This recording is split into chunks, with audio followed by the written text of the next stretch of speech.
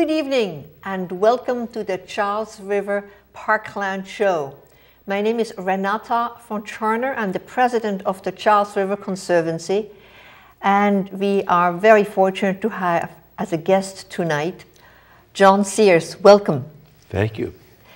John Sears was the MDC Commissioner 1970 to 75 and a Boston City Councilor from 1980 to 82. So he knows the Charles River and its parklands very well. It's wonderful to have you on the show, Mr. Sears. And I understand that you really want to take us back 600 million years. Oh, sure. I think it's fun for folks who live in Boston. 600 million years ago, we are told by the geologists, there were two mountains in West Roxbury and Roslindale that were both about the height of Mount Everest. And the Merrimack River emptied into what we now call Boston Harbor. And that's the reason why the harbor or the mouth of the Charles looks so much bigger than the little River Charles would have ever been able to form. But the Charles has such a lot of personality, starting in Hopkinton along with the marathoners and ending in Boston. And in that little 26 miles, it's actually 80 miles long or so. But I think it was because it looked so impressive at the mouth that young Prince Charles wanted to have it named after him. On John Smith's map, that's what happened. But take us back those 600 million years. So we have these two hills, and well, there were more than hills. There was a volcano in Brighton. A volcano in Brighton. And we actually, this is for Red Sox fans. Boston is a piece of Africa. When Pangaea, that great big landmass that was all one piece, finally came apart and these plates began drifting around, the folks who are dusting up the Yankees will be glad to know that Boston and New York were two separate templates. And our little template came floating across the brand new Atlantic Ocean and plugged in. And there were 3 or 4 little rivers. But the Charles was not the biggest, but it was one of the most interesting from the very beginning. Now tell us some of the things that allegedly happened on the Charles in the... I think it's important, especially for folks who think about the Mayflower, to remember that the Charles was occupied for 10,000 years or so by the original Americans. I call them Paleo-Americans. I have I had a map that I could have shown tonight if I could have found it, but I also have a book that I loaned to Carl Haglund, who I hope has been one of your guests. Yes, he has about been several times. Professor Horsford, and of course Carl has written this wonderful book about the river. But there was a book about the slightly nutty professor who thought that Leif Erikson had discovered the place, and they identified all sorts of trash pits as Norwegian or Viking longhouses. I loaned that book to Carl. I here and now, in the face of your viewers, give it to him. But it is a wonderful part of the history. The Indians, the oldest thing I think found so far was at Magazine Beach in Cambridge, about 6,000 BCE. That's fairly And that would impressive. have been an arrow, or what would they have found? Little pot, a sherd, as they archaeologists call them. But signs of life all along the riverbank. They enjoyed, because back then, of course, the ocean was lower at this period, about 25 feet. And the original Americans, the folks who met the boat, had their fresh water from the river and their salt water to travel around in. And they lived essentially at the height of the tide. So as the ocean rose, then also the original Americans moved upstream to Watertown. So right now, I mean, before the dam was built at the Museum of Science, the river was tidal up to the Watertown Dam. But so that line might have shifted also when if the Atlantic Ocean was so much lower. And it was one of the reasons for building the original dam. I will surprise you by saying that I suppose we can say that I had a good deal to do with building the current one, but the old dam where the Museum of Science is, the whole idea was to keep scootches of salt water from floating into the freshwater basin of the Charles. I don't think we have a map as yet, but maybe we could ask for a map of the Charles River. We have one, so we can pull that up. Because of the freshwater fish in this lower part of the river here are not happy when they get a slug of salt water, and it is a good sort of scientific assignment to keep the two ecologies apart. Yeah, I understand there's a salt wedge in the lower part of the basin that comes in when they open up the bridge, I mean for the boats, and then salt water comes in and there's a salt water wedge in there. Well, there's an awful lot at the bottom of the river, as I'm sure your viewers know. Most of it is unfortunate. For many, many years, once the European folks arrived here, they ordinarily dumped their trash and household stuff into the river. And some of the largest mounds of unfortunate objects are opposite the Mass General Hospital and Harvard and MIT and all these august institutions. But people didn't know better then. Now we're doing our best to clean up the mess. Now tell us, you say you were very much involved in building the new dam. Tell us a little bit of what was the reason behind building the new dam and what were some of the design features. Some very serious flooding. If people will remember seeing pictures, there was a village in New Hampshire, I think it's Alston, that was essentially flooded. You all have seen pictures of streets and highways covered over with water and people's cars floating around. And why is it that the Back Bay of Boston and Cambridge don't flood? Well, the answer is that we did put a large dam. Professor Freeman built one in 1909, but it did not quite do the job. So in the 70s, we built the new Charles River Dam, and we can pump against the high tide. The ocean will be 2 feet higher than the basin level. So that means you can push the water of the Charles River against the high tide into the harbor. Yeah. And prevent because if the basin rose 2 feet, an awful lot of people would have wet basements, and a great deal of damage would be done. Yeah. So we did do that, and it's quite an art. The old MDC, now DCR, has some people who have to think in advance. If there's a flood surge coming down, they have to anticipate it. Yes. And they lower the basin a couple of days before this surge big rain, hits. yes. It means they have to pay attention to the weather reports and do their job. To get the water out so that when the rainwater arrives, that it does not go into your house and mine. Yes. Now, let's talk a little bit about the banks of the Charles. You have done some tree planting, and you did something that is so many people enjoy daily, and that is the bike path, the Dr.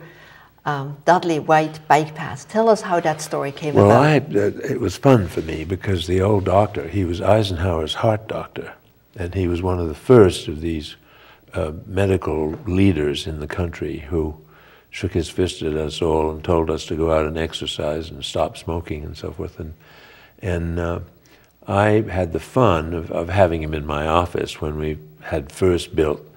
The paths weren't easy. The Starrow Drive out by Boston University, we had to take a lane off both sides of the drive. People may not have noticed it. We left some little pull-ins for people with flat tires and upset children. But there were some interesting problems. There was one bridge there, we had to cantilever a sort of wooden path around. The amazing thing to me was taking 2 lanes of traffic off a road that carries 90,000 cars a day.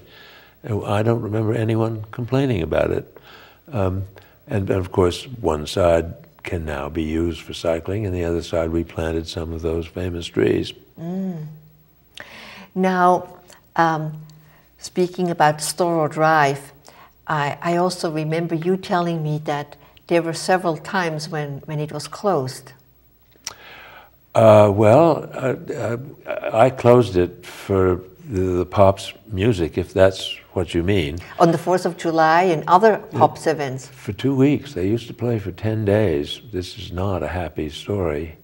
I'm sad that they're now only coming for sort of 2 performances a year, but one day Mr. Fiedler, who was not quite as easy as people thought, said, "You have no guts." And I said, "Well, I'm sure you're right, but what's your proof?"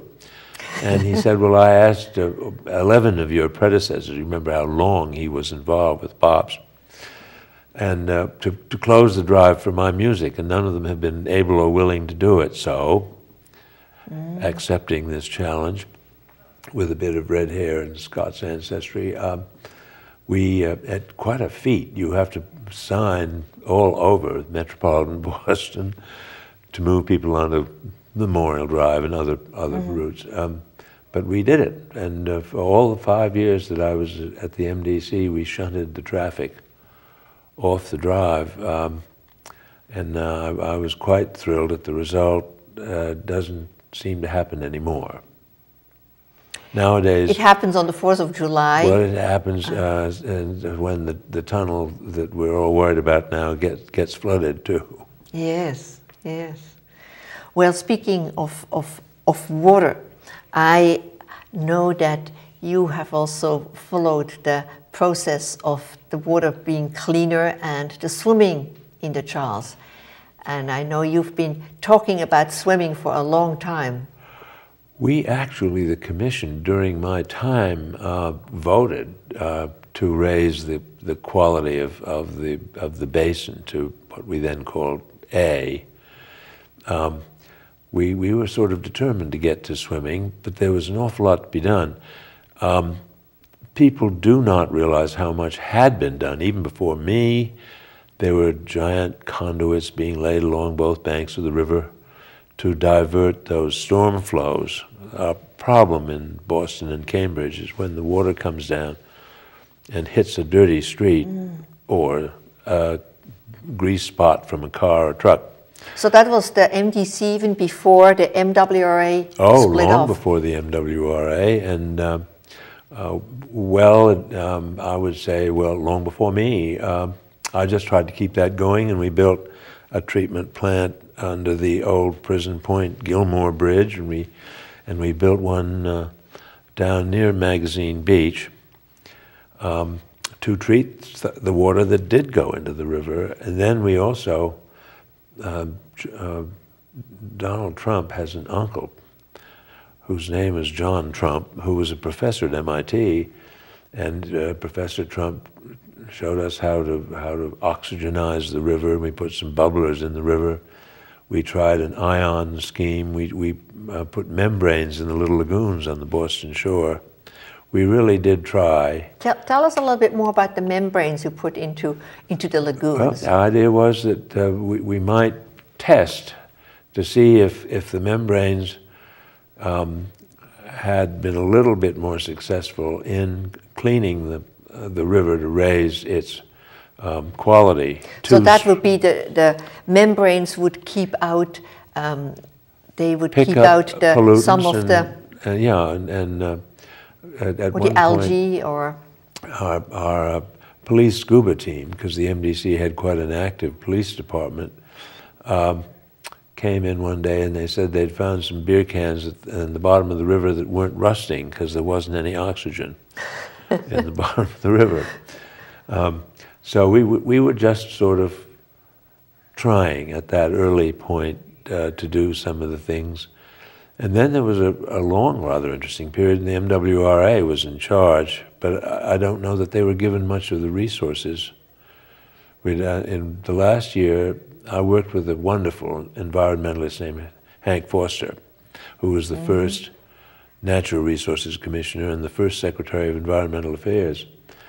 And Hank said we weren't asking for enough money, so we asked for quite a lot of money the last 2 years I was there, and the legislature gave us a good deal of it.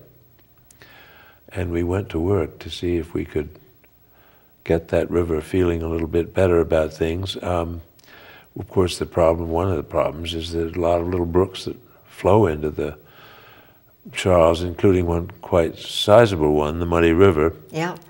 And one that's been tucked in tubes all these years, the Stony Brook, which runs through West Rocks and Hyde Park and empties. But it's all in culverts.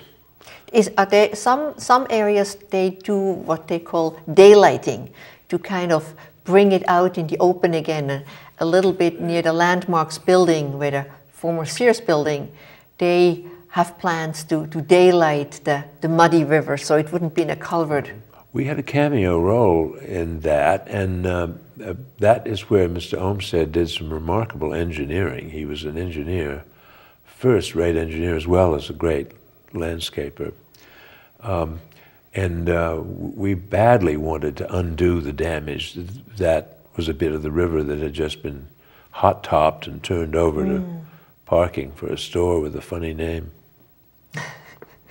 Now, we talked about swimming. I also remember you telling me stories about ice skating on the Charles River and on the lagoons. In the 1930s, I grew up in the Back Bay, and I remember going down there. We roller skated on a sort of concrete path where the Starrow Drive is now. And I remember an MDC officer who was at least 9 feet tall and weighed at least 500 pounds. At least I thought so. He was a little guy. And we were obedient to Officer Dennehy. But we would roller skate on what is now the drive, and then the lagoons would freeze over. There was actually a hockey league in the basin. And one of the 5 years that I was running the MDC, it got cold enough. And I bought an ice borer, and the police were very uptight about this, but I said, it is the People's River, and if we can use it for recreation, we should. And once we got the river down about 15 inches of ice on top, it's still a river underneath, but we thought that the ice would support the hockey league, raucous teenagers and overweight people like me, and by George, we had some skating on the river, but the swimming had stopped years before, and the MDC, to my sorrow, had built these pools. It sort of gave up and decided let's provide this alternative method for people to swim. There were, as you know, half a dozen in the lower catchment of the Charles. Yeah, well, there's maybe if we could have the map again, there's the Lee Pool in front of MGH. And there was a beach there on one occasion. Beach there. Yeah, that's right down here. In front of the Lee Pool. And then we have, of course, one on Magazine Beach, and then there's one in Brighton and one in Watertown. And the North End kids used to love to jump in, but that's outside the old basin and the new basin. The old is roughly there, and the new is roughly here. And next, I also seen a picture next to the Longfellow Bridge of a bathhouse that was on the shore, right next to where the first public gymnasium was. There was this bathhouse where people would swim in the river and then change in the bathhouse. Into their Victorian clothes. There are still some bathhouses. I mean, there's a bathhouse at Magazine Beach. There's another one at the Elliott Bridge. A goodly number of them was grasped onto by powerful politicians and turned into Legion posts and VFW posts and stuff like that. And the one on Magazine Beach, which was built from stones from the Magazine Tower, it's still empty, so we hope that this building will eventually be restored. That's quite a handsome building. It's a beautiful building. And that, as I mentioned, is the place we found the oldest human artifact anywhere known, I think, in this part of New England. But I had a battle royal with a great Democratic state senator who wanted to preserve the Legion post at the Elliott Bridge, and we managed to run the bike path between the building and the barbecue pit. I'm not sure Senator McCann has forgiven me, but he's gone to heaven, so. Well, they're both used heavily, the bike path and the barbecue pit, so they seem to be able to function in harmony, so that's great. Wow. And it's wonderful that the Elliott Bridge right there next to it actually has an underpass. I don't know if you know when that was built, because I understand it wasn't part of the original design. I built it. You built the underpass? Well, no, we took the doors off the undersection of the Elliott Bridge. We found a gentleman living there, and he was brought to my office, and those were grander days, and the police thought I was much more important than I actually was. And they wondered how I would deal with this gentleman who'd been living in our bridge, and I said, "Sir, would you mind telling us, do you vote in Cambridge or in Boston?" He was living essentially in the river, which gave them a good time. But I thought it was the world's only grade-separated bike path. I was so proud of myself. Then I went to Finland and found that there are quite a number of grade-separated bike paths in Helsinki. Separated, you mean on one side of the river? Well, just that people can travel bicycle this way, because you can bicycle over the bridge, under the bridge. And I mean, the model of the Elliott Bridge is a wonderful one, because that we would like to see repeated on other bridges, so that as you bicycle along the river, you don't have to struggle against the traffic that crosses the bridge. That's right. So that is really a model that we hope to, as bridges are being restored, can be followed on other bridges. In our most glorious day, we built the public theater out of Quabbin reservoir lumber, and we were running a boat from the Museum of Science for nothing to the Hat Shell, where we had some little concerts, Bach in the Basin, we called them after the Pops. Yeah. And then to the public theater. So we had all that for freebies, and bring back the good old MDC. Well, I think we probably would need another program to talk about Herder Park and the public theater. As you know, the public theater is being rejuvenated in a wonderful way. And in terms of classical music, we now have the Landmarks Orchestra playing on the Esplanade in the Hat Shell. But we will have to close for today, but I would like to thank also the Boston Foundation for making those programs possible. And I would particularly like to thank you, John Sears, to sharing your MDC memories with us. And maybe we can talk about Herder Park, which is a whole wonderful world in itself. An important part of the parklands. I admired him highly, Renata, but I admire you too, as the founder of the Conservancy and the person who's really kept it going and made it something important. It's critically important. Thank you very much, John Sears. And I hope you will enjoy your parklands, and thank you for joining us for the Charles River Parkland Show, and good night.